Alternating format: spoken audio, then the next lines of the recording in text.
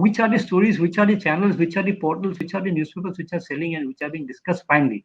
Not the momentary discussion which shoots up like this. Somebody commits suicide there, somebody sneezes in a hospital ward. That is not the story. That's the momentary story. That's the long-lasting stories about drinking water, about health, about the child, about the girl child, about the pregnant woman, about the IMR, about the MMR, about the road, about the school. I noticed something very interesting while you were talking about Bhupen Hazarika, and you admittedly are not just a fanboy but also somebody who considers him God. You said when talking about India, you said sorry, when talking about Assam, you said my house, and you repeated it in the context of India as well. Now, amidst this whole academic scholarly narrative, where Assam, and I'm talking about the English academic scholarly narrative, where very little is talked about the integrated shared culture of the Northeast India with the rest of the Indian landscape. And Dada, you are an authority in that sense, because our book, the first and the second chapter, relied heavily on some of the suggestions you gave in terms of go read this. You know, you can't think about writing on Assam if you haven't read that. So please talk about this uh, please talk about this journey, this intellectual journey that Assam and the rest of the Northeast Indian region has taken from being a nationalist to a regionalist to now again taking a slight turn towards a more nationalist approach of looking at the region. See, Gandhiji was finally educated in London. Nehru, London. All are great freedom fighters. Majority of them were lawyers, Right. barristers from London. Okay, they wrote in English. Nehru wrote his famous book Discovery of India in English. Gandhi's book is read more sold more than English version of my experiments with truth is written. It's sold more in the English version than in the Hindi or Gujarati versions. His Hind Swaraj, original written in Gujarati, is sold more in the English version. The complete works of Gandhi is in English. Most of the letters he wrote to most of the people across the country during the freedom movement were in English, very few in Hindi or Gujarati. Have you heard any patriotic song in the freedom movement or even today about India written in English? I have not heard. A little It is bit, maybe Subramaniam. Oh no, but his works were also translated. You are right. there are translations, but there's no Indian patriotic song written in English. But everybody sends their children to the English medium schools. The your discussion is not valid until and unless it is in an English channel or your article is not published in an English newspaper in India. But then we do not have any patriotic song which was written in English, sung in English. Children still grew up singing "London Bridge is Coming Down" and "Twinkle Twinkle Little Star." But the spirit of India, the India lives in the, as Gandhi said, in villages. I would say, I'm very, but I would say India lives in the states. India is a union of states. The union of states has created a huge union of ideas, huge union of cultures, huge union of literature. You know, huge, huge, huge. In 1992, when India was celebrating the 50 years, the golden jubilee of Quit India movement, one person in Assam, he was a politician, he was a speaker at the time of the Assam Assembly, named Jivakanta Gugoi. You know what he did? Something very interesting emerged. And the original idea was the Assam government's idea at the time to contact, identify, and felicitate all the people, freedom fighters, who had significantly contributed to the freedom movement and who had all been recipient of the Tamara Patra or some recognition. So the government of Assam made a list and sent out letters to them to find out so that they would be all, the list would be complete and they would be felicitated on the occasion of 50 years of Quit India movement. The Speaker of the Assembly, Gugoi, another Gugoi, not Gugoi, he was also a writer and a journalist. He got a copy of that address book and he wrote a letter to all these 2,000 or 3,000 elderly people saying that do me a small favor, just recall the songs that you sang during the freedom movement. He got response from about 900 people who wrote them. So I sang this song, we sang that song, this song. And he compiled a book called Swadhinata Andolonar Geet. songs of the freedom movement, which are not only Assamese songs. Of these 600 odd songs there, about 550 were Assamese. The rest were also Hindustani and Hindi. Kadam Kadam Barhaye Ja type songs. The rest were all typically 100% Assamese songs written about this country. There are more songs, probably. I do not have any knowledge of whether they have compiled any patriotic songs of Indian freedom struggle in the Bengali language or the Marathi language or the Hindi language. But I think this is a very interesting idea to actually compile those and look at it, that how much of Bengal is India, how much of Bengali is India, how much of Assamese is India, how much of Naga is India. I'll come to Naga later on. How much of Arunachal is India, how much of Tamil Nadu is India, how much of Gujarat is India. India belongs to everybody, and everybody has stake there. And what was the original question? Is that India, emerging India, and regionalism. Now, when we look at regionalism, or this idea or concept of regions and the country, regional politics, regional concepts in the country, you have to go back to the history of regionalism. Why? Nobody, people will be surprised. Till 1921, there was no Congress in Assam. Congress came into being only hurriedly on the eve of the first visit of Mahatma Gandhi to Assam in 1921. Till then, it was called the Assam Association. The Assam Association converted into the Congress, and that is how the Congress came into being. The freedom movement was carried on till 1921, from 1826 to 1921 in Assam, by different organizations, where Gandhi and others were not there. Gandhi came in only 1921, followed by the others. Till then, it was the freedom of India, which is freedom movement of India, carried on in Assam, simultaneously in tune with the rest of the country. They would go and attend the Congress session, but they would go there as observers from the Assam Association. So that is how the regional concepts came. That was how the regional ideas came, because every region got into it, and there were regional problems.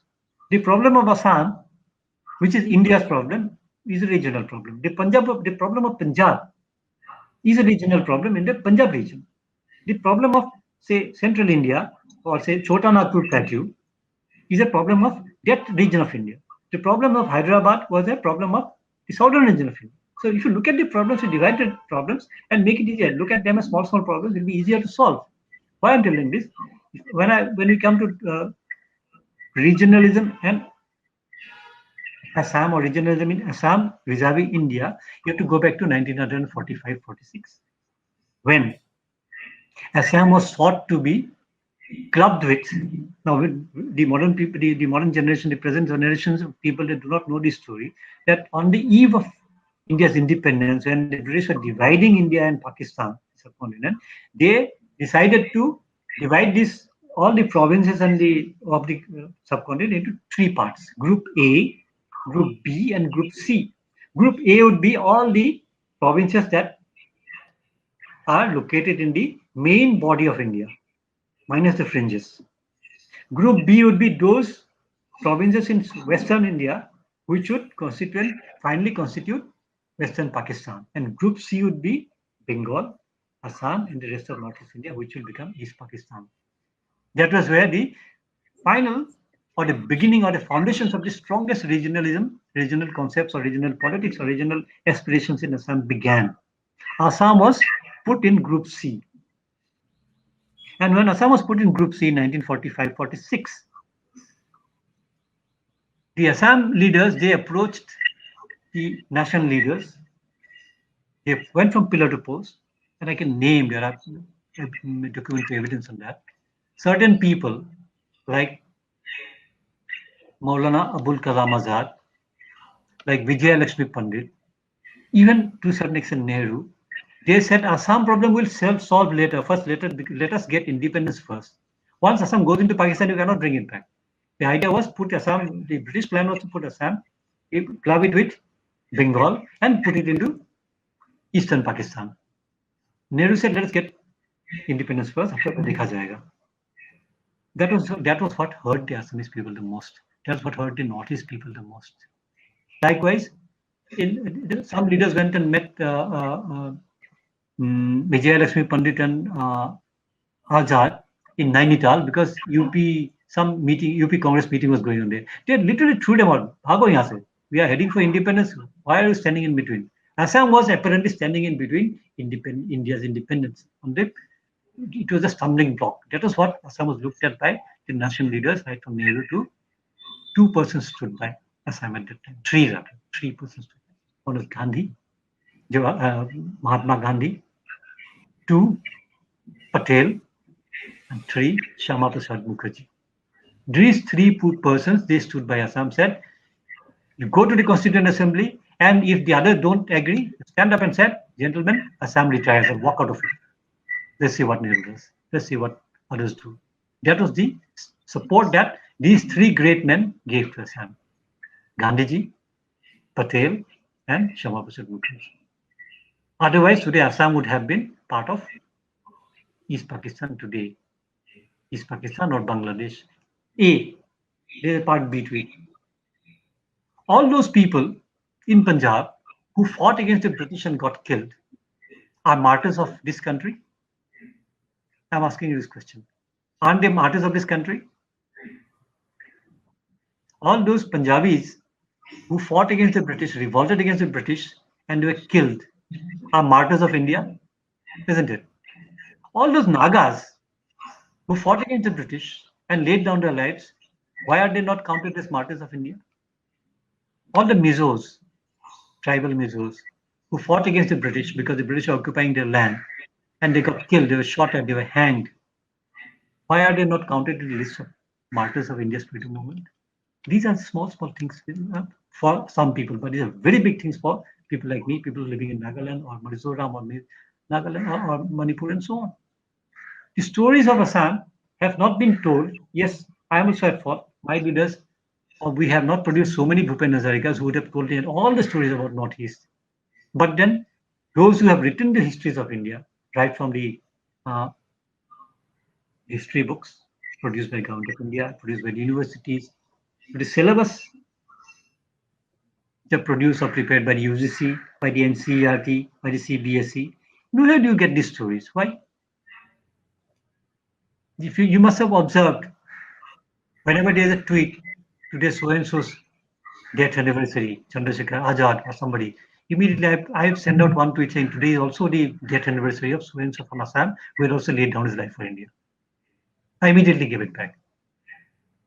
Everybody is a national hero. The massacre of Jallianwala Bagh and the massacre at Patharu Ghat, where 140 farmers, peasants were killed in 1884, are of equal status. Same amount of blood they gave for this land. Those stories are not told. Why shouldn't I be offended? Why should my people not be offended? Why should not they feel hurt? It's endless.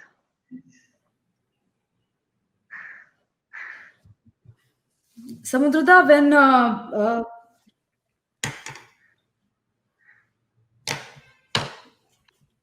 there was a moment when we were discussing, sorry,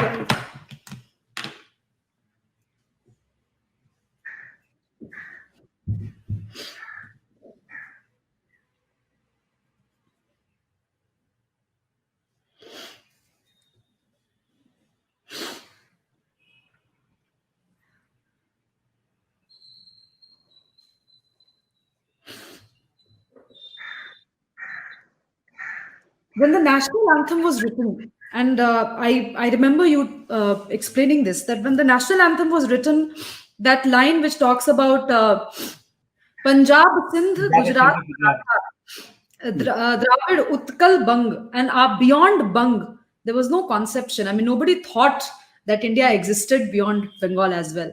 And I think this is the first time that somebody from the Northeast Indian region has really come and explained to youngsters like us who were really bereft of all this information, a very concise history really of what contribution Northeast India has made in the freedom struggle. And we are eternally grateful for doing this. I'm sure this is not enough, and that, we need to go investigate more, research more, read more. But I'm sure this is going to act as a primer. I want to take you to 2009, where you did a very interesting story. You talked about some Sikhs who were visiting the who were visiting Amritsar to trace their roots back to Punjab. That story particularly interested me because whenever there is a talk on Northeast Indian identity, there's a talk of indigenous people, Mool Nivasi. There is a talk of Khilonjia in Assam, for instance.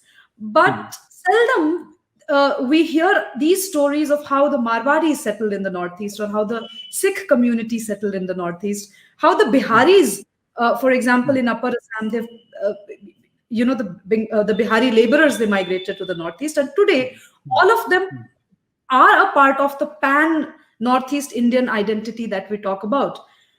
Please explain to lay men, women like us, what it means to have an Assamese identity, because it is a very, very vexed question. See, in the Northeast, or Assam, has been a highway of civilizations or highway of human movements since time immemorial. If you look at those books like the Comprehensive History of Assam, or a book called The Land of Seven Sisters, and so on, you'll find that there are traces of all races, of all human races in the Northeast, right from Negritos to Australoids to Armenians, to Eurasians, to Aryans, to Mongoloids. You'll find all the kind of people settling in Assam, in the Northeast, since time immemorial. Right.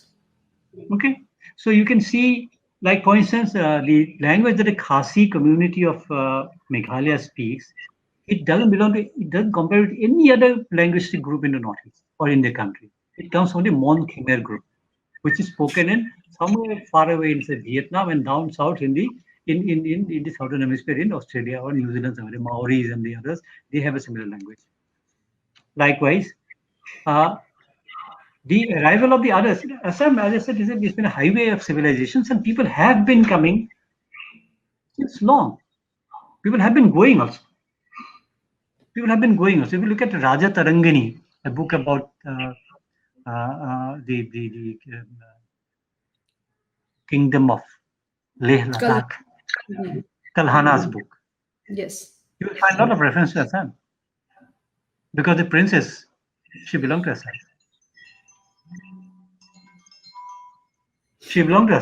So there were people vice versa. Not that only people came to Assam and didn't go back from here. There were people from all over. Now, I'll ask you one small question. I still have doubts. Chanakya's book, in the agriculture chapter, Gautiri or Chanakya, he doesn't talk about wheat, he talks about rice. He doesn't talk about the village economy based on wheat. He talks about the village economy, agricultural economy based on rice and paddy. Paddy is a crop of Assam. Paddy is a gift of Assam to India.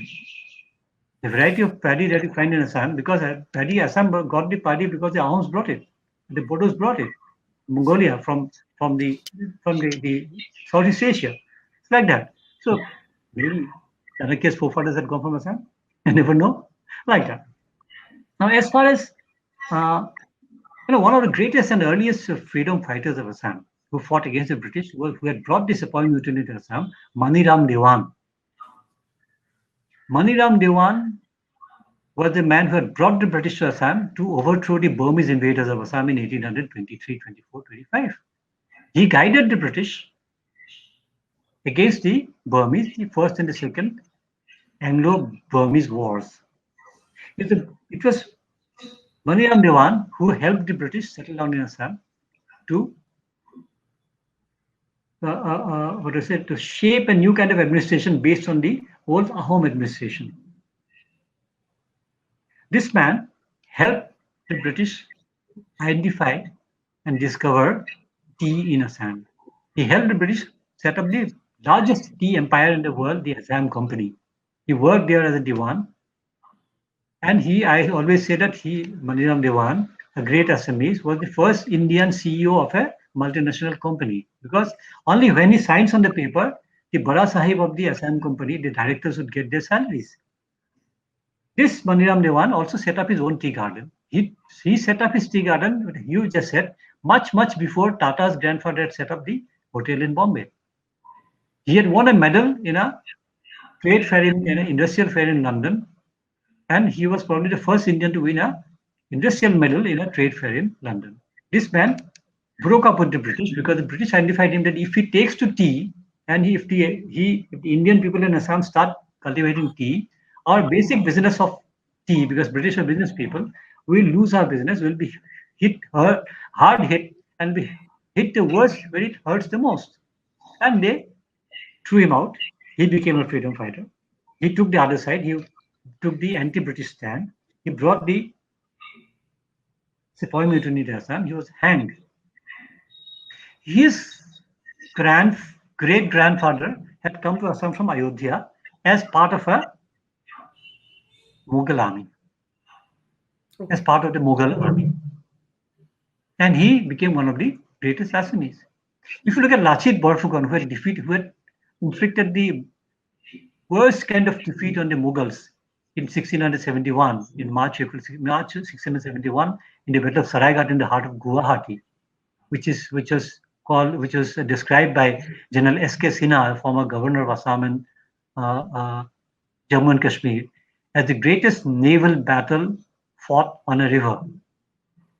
Lachit Borphukan is our home, whose ancestors came from Yunnan, which is in southern China today. His 2IC, the second in command, was a person called Ismail Siddiqui. He was an Assamese Muslim.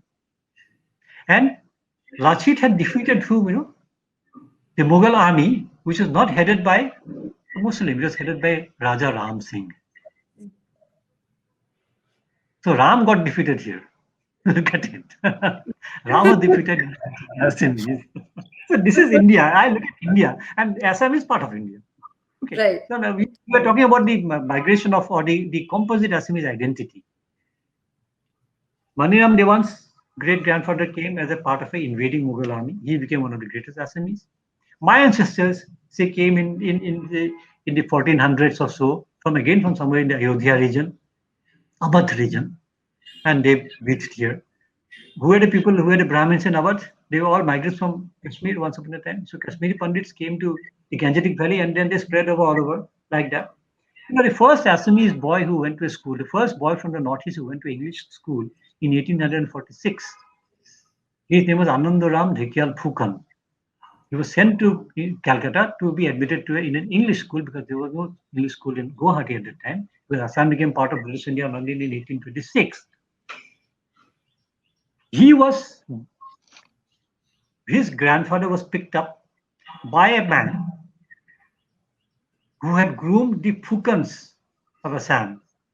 Anandaram Dhekial Phukan, Tarun Ram Phukan, Deshbhakta Tarun Ram Phukan, in whose house Gandhiji came and said in 1921. They were all picked up by a sannyasi who came all the way from south, and he settled down in Guwahati, and he became an Assamese in his own lifetime. I'm talking about Jyoti Prasad Agarwala. Everybody must be thinking, what is this Agarwala and Assamese?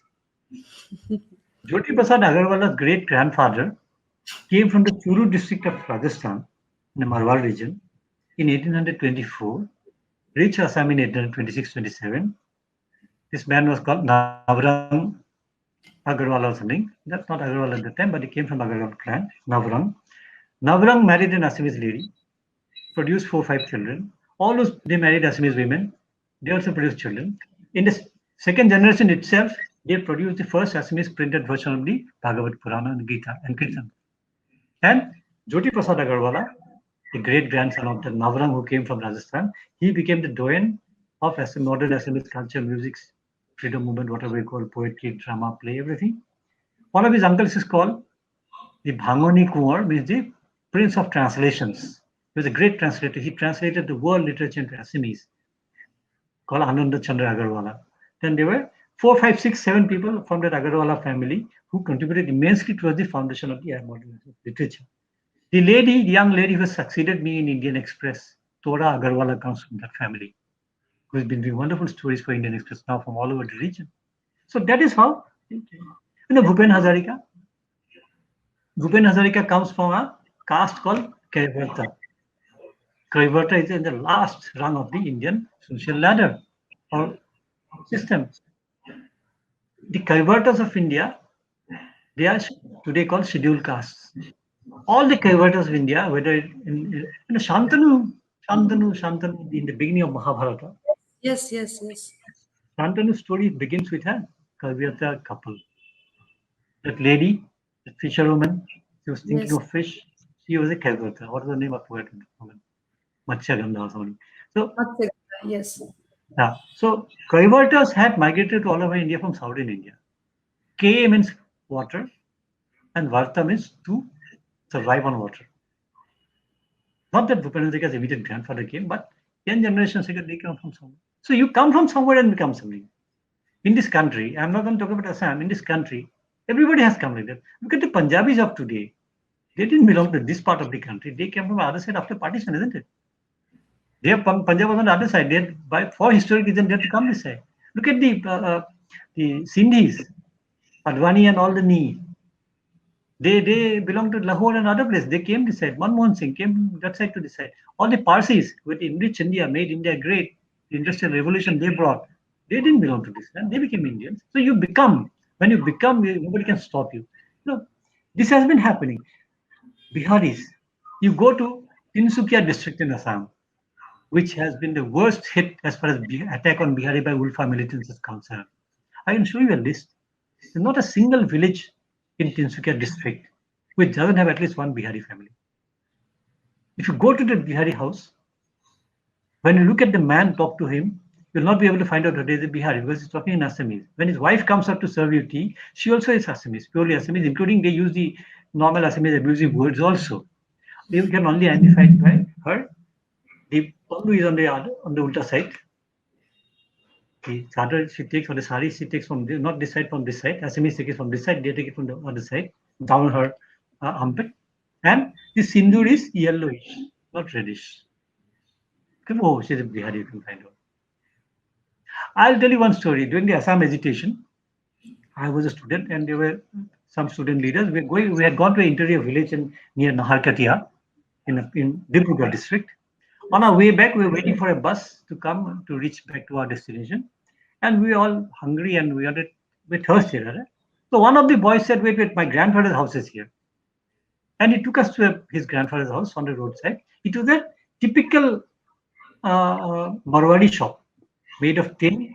On the wall, Bhajdanath Chavanpras was written there. There's a pony car. There were heaps of sacks of salt and rice and bhusi for the cattle and all those things. And an elderly man, white hair, was smoking a hookah sitting on a charpoy with a silk banyan with holes there, the typical silk banyan which Banyas wear.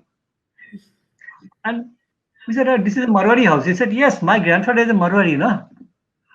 Now this fellow, my friend, tells me that his grandfather is a Marwari, but he's not a Marwari, he's an Assamese. So within 2 generations, you can convert into an Assamese. That is the Assamese identity. So when this question of identity came, in 1969 or 70, Bhupen Hazarika sang a song when people are questioning or looking at the identity question. He said, Ami Ohomia, Ami Bhal Bharatiyo. We are Assamese, we are good Indians. Aru Duronir Porahi, Ohomor Luitor Parore Matik Matribula, Proti Bharatiyo Hol Nutun Jugor Ohomia. And all those people have come from far away to call the banks of the Brahmaputra their home. All these Indians who have come from different parts of India to make the Brahmaputra bank their homes are the Assamese of today. So that's the definition. All those who think that Assam is their home, all those Indians who have come from all over India, all over different parts of India, and chose to make Assam their home, are the modern day Assamese. That is the definition, full stop. There cannot be any controversy. Indian, he has to be an Indian, she has to be an Indian to become an Assamese. The basic qualification is that you have to be an Indian to become an Assamese. I think it's clear? Yes, Dada. So you mentioned Gandhi and you mentioned Nehru while we were having the conversation multiple times. Dada, please tell us about Gandhiji's association with Assam. Give me one moment. I'll show you something. Yeah, the table calendar which talks about Bapu in Assam. Bapu in Assam. Dada, it's not visible here. I think we'll have to take a. I'll send you picture. I'll send you picture. I'll send you pictures. But this is a Yes. calendar which I have Ji. done the research and the text and the copy of Gandhi's association with Assam. I began the story of Gandhi from Hind Swaraj, where he had said that the people of Assam are savages and they will kill you if you go there. From there to where he wrote, when he saw the Assamese women weaving on their looms, he said, women of Assam, they weave dreams on their looms. He didn't say they're weaving flowers or designs. He said they weave dreams on their looms. When he came to Assam to propagate Swadeshi, he found out that every home in Assam was already weaving their cloth, their own requirements. He said this model needs to be replicated because elsewhere in India, in mainland India, or particularly in the Gangetic Valley, women do not weave. The men who weave. Even in the Yes. south, the men weave. In Assam, the women weave. So if every woman in India takes to weaving, India will be automatically self-sufficient and Swadeshi movement will thrive. This is the kind of concept he had. From there on, he came to Assam on 4 occasions: 1921, 1926 he came to attend a session of the Congress held in Guwahati called the Pandu Congress, where for the first time in the history of the Congress in India, Indian National Congress, the entire pandals and entire camps and the exhibitions, everything was done only by khadi cloth, woven by the women of Assam. It's a khadi township. From 1926 onwards, every Congress session today, the annual sessions of the Congress, Indian National Congress, is held under a khadi pandal. The trend was set, the tradition was set by Guwahati. So that was the kind of attachment Gandhi had for Assam, and he was concerned. He had corrected the statement that he had made in Hind Swaraj.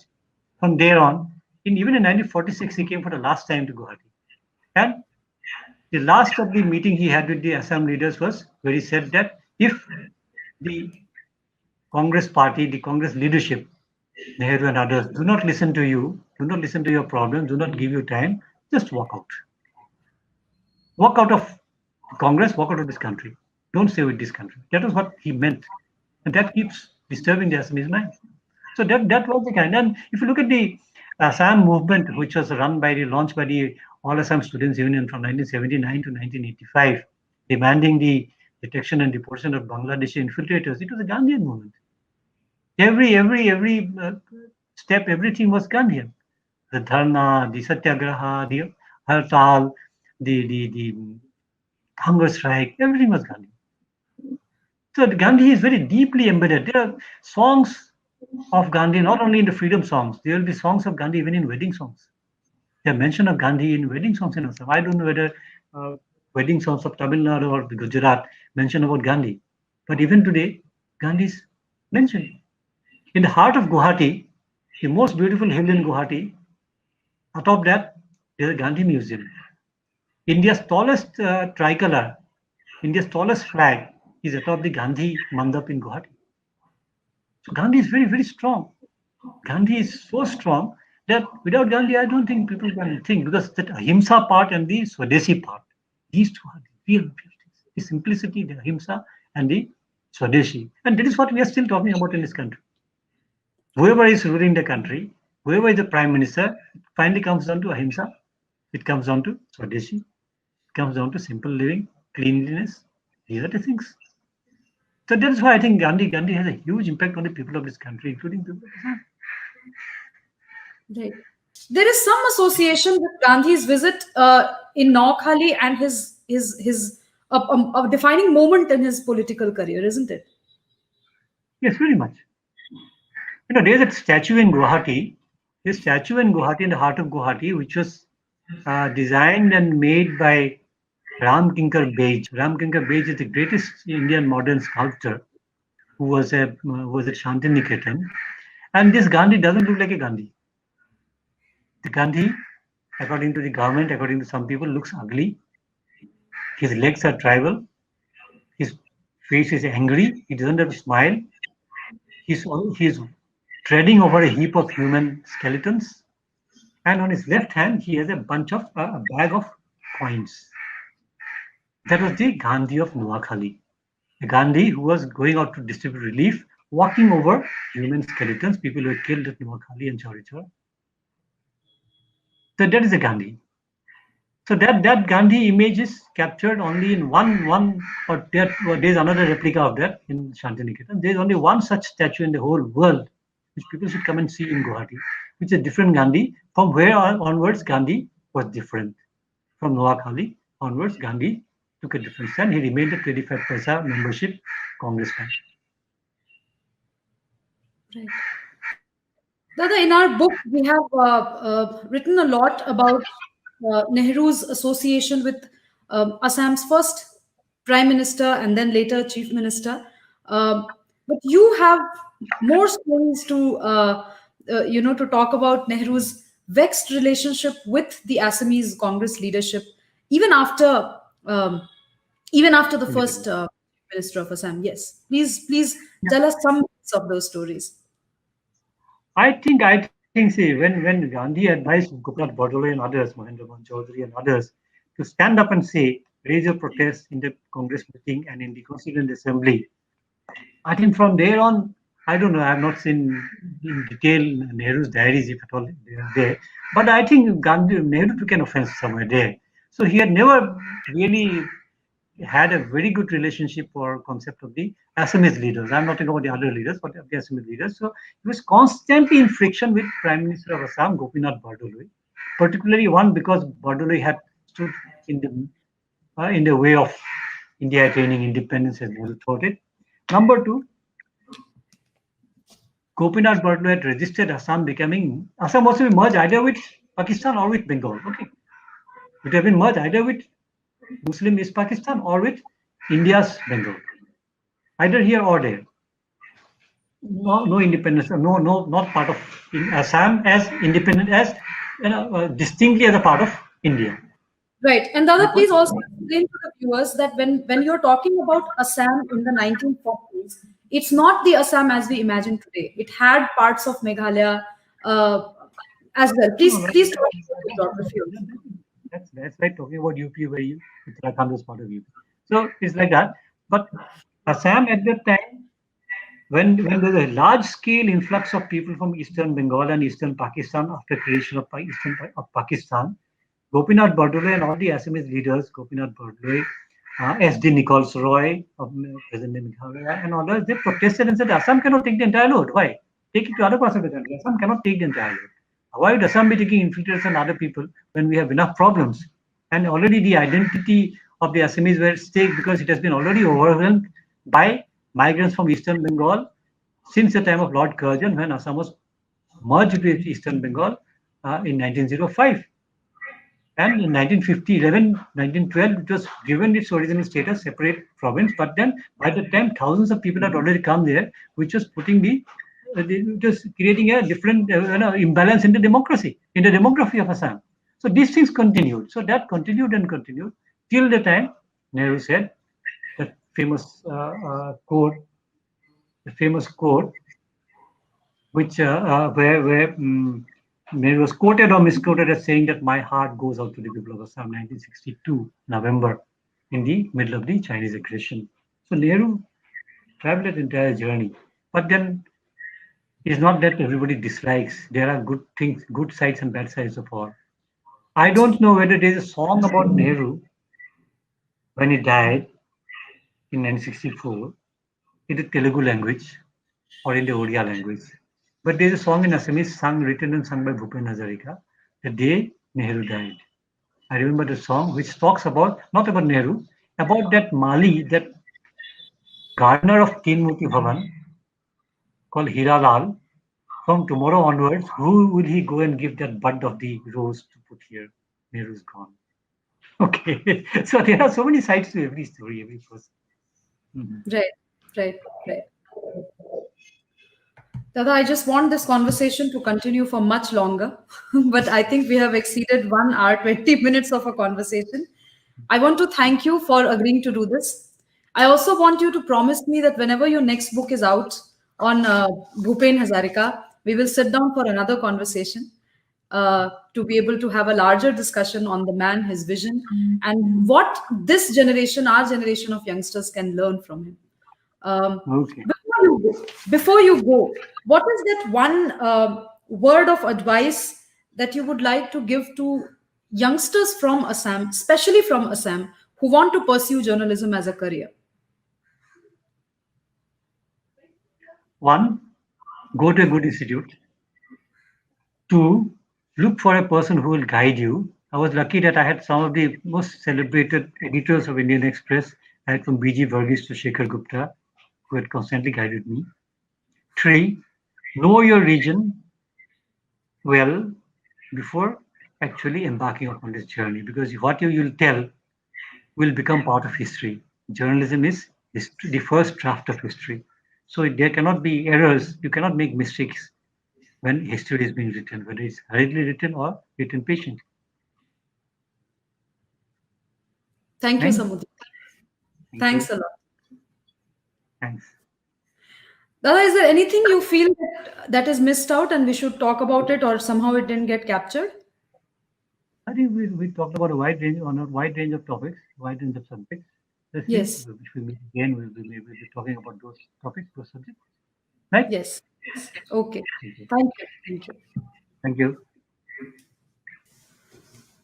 That was Samudragupta Kashyap, a journalist who reported from the Northeast Indian region for 38 years in the Indian Express. And he's right when he says that journalism becomes a draft of history.